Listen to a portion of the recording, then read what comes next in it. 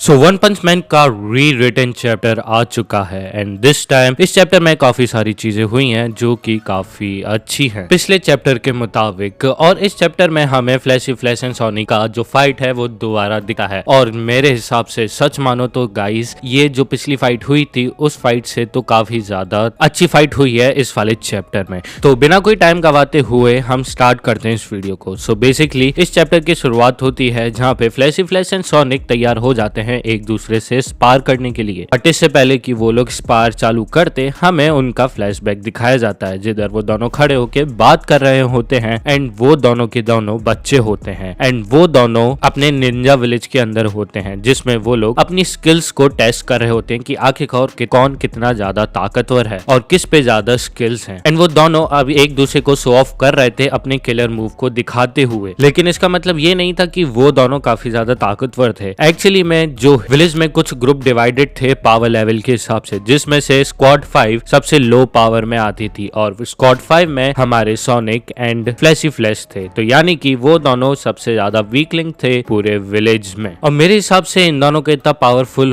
होना इसलिए नहीं है क्योंकि वो लोग पागल नहीं थे पावर को लेके, क्योंकि हिडन विलेज में जितने भी लोग थे, जितने भी असैसिन थे, वो सारे के सारे पागल थे। तो ये एक मेन रीजन हो जाता है कि उनके इतने ज्यादा स्ट्रॉन्ग ना होने का। एंड वो दोनों काफी अच्छे से एक दूसरे के साथ घुल मिल जाते थे। देन हमें नेक्स्ट पैनल में ये पता लगता है कि निंजा विलेज में 72 आवर्स का एक दिन होता था जिसमें सिर्फ 6 घंटे को सोने दिया जाता था, बाकी टाइम ट्रेनिंग। और जो उनको खाना मिलता था उस टाइम पीरियड में वो भी टेस्ट लेस था। तो आप समझ सकते हो कि आखिरकार कितनी ज्यादा बेकार स्थिति थी उस विलेज के अंदर। But still they both manage. और सिर्फ इतना ही नहीं, बाहर से आने वाली इंफॉर्मेशन इस विलेज के अंदर सारी बंद थी। सो बेसिकली निंजा विलेज खुद में ही नॉर्थ कोरिया हो रहा है। सो बेसिकली वो अपना पूरा टाइम एक मशीन बनकर बिताते हैं जिसमें उनको सिर्फ ट्रेनिंग ही करनी पड़ती है और वो ट्रेनिंग मारने की रहती है, बोले तो असैसिनेशन। और इस ट्रेनिंग में एक और इम्पोर्टेंट चीज थी, आपको अपनी ह्यूमन इमोशंस को हटा के रखना पड़ता है, बोले तो कम्प्लीटली इमोशन लेस हो जाओ, जो कि उन दोनों को करते हुए हमें नहीं देखने को मिलता है क्योंकि वो दोनों बच्चे थे। So that's the main reason why they can't lose their emotions. तो यहाँ पे एक और मेन रीजन आ जाता है जिसके चलते हुए फ्लैशी फ्लैश एंड सोनिक वो लोग ग्रुप 5 में थे, बोले तो स्क्वाड 5 में थे। तो अगर एज अ किड वो दोनों अपने इमोशन खो देते तो बेसिकली वो लोग इवन और ज्यादा स्ट्रॉन्ग हो पाते उस टाइम पीरियड के हिसाब से। तो हमें फ्लैशबैक में इतना ही दिखाया जाता है। देन हम वापस से आ जाते हैं प्रेजेंट टाइम लाइन में एंड वो दोनों स्पार्क कर रहे होते हैं जिसमें दोनों की तरफ से फेटल ब्लो हमें देखने को मिलते हैं। एंड ऑफ कोर्स सोनिक भी फ्लैशी फ्लैश के ब्लोस को अवॉइड एंड डॉज कर रहा होता है एंड साथ ही साथ में वो उस पर अटैक भी कर रहा होता है। बट फ्लैशी फ्लैश भी पीछे हटने का नाम नहीं ले रहा होता है, वो भी सोनिक को एकदम कड़ी टक्कर दे रहा होता है। एंड टू बी ऑनेस्ट ये फाइट देख के मुझे काफी ज्यादा मजा आ रहा था क्योंकि ये पिछले वाली फाइट से काफी ज्यादा बढ़िया लग रही है देखने में भी। और जब ये एनिमेट होगी तो ऑफ कोर्स उसमें और भी ज्यादा मजा आने वाला है। और मैं ये इसलिए बोल रहा हूँ क्योंकि जो पिछली फाइट हुई थी, बोले तो जो पुराने चैप्टर थे, उसमें काफी हमें वन साइडेड फाइट देखने को मिली थी। बट इस टाइम वन साइडेड फाइट नहीं है, दोनों काफी ज्यादा ताकतवर दिखाए गए हैं एंड हमें काफी सारे अमेजिंग पैनल देखने को मिलते हैं। बोले तो फाइटिंग सीन्स काफी ज्यादा मजेदार है इस वाले चैप्टर में क्योंकि इस बार जो डिटेल्स और जो सीन है वो काफी ज्यादा क्लियर एंड दमदार लग रहे हैं। तो इस फाइट के दौरान दोनों को अपने अल्टीमेट मूव्स को यूज करना पड़ता है जिसके चलते हुए फ्लैशी फ्लैश काफी ज्यादा शॉक हो जाता है कि आखिरकार सोनिक कितना ज्यादा ताकतवर हो गया है कि उसने मुझे मजबूर कर दिया है कि मैं अपना अल्टीमेट मूव यूज करूं। और ये वही अल्टीमेट मूव है जब फ्लैशी फ्लैश ने साइतामा के अगेंस्ट यूज किया था जो कि अनसक्सेसफुल रहा था क्योंकि उसने डेथ पंच देख लिया था साइतामा का आते हुए। बट इस बार का जो उसका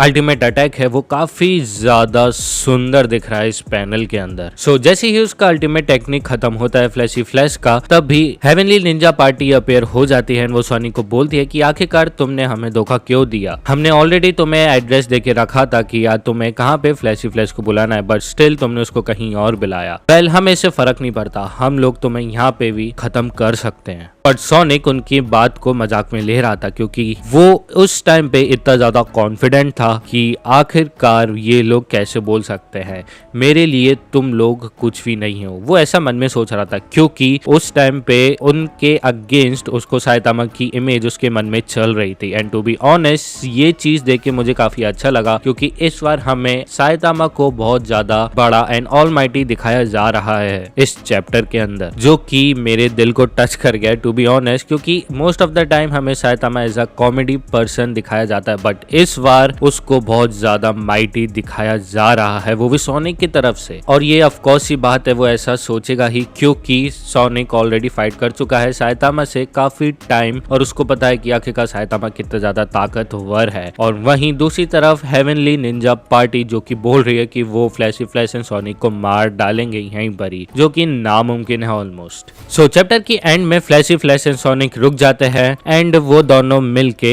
ये डिसाइड करते हैं कि हम अपनी फाइट को यहीं पर ही रोकते हैं एंड सबसे पहले इनसे डील करते हैं। और इसी के साथ ये चैप्टर हो जाता है खत्म। एंड इन दी एंड में बस यही कहना चाहूंगा, इस चैप्टर में मेरा जो फेवरेट पार्ट है वो ये है कि जब सोनिक ये सोच रहा होता है कि साइतामा कितना माइटी एंड पावरफुल है, और ये पैनल सच में काफी ज्यादा शानदार लग रहा है। तो ये था मेरा फेवरेट पार्ट। तो आपका इस पूरे चैप्टर में कौन सा फेवरेट पार्ट है, let me know in the comment section. तो मैं मिलता हूँ आप सभी को नेक्स्ट चैप्टर रिव्यू के साथ। Until sayonara.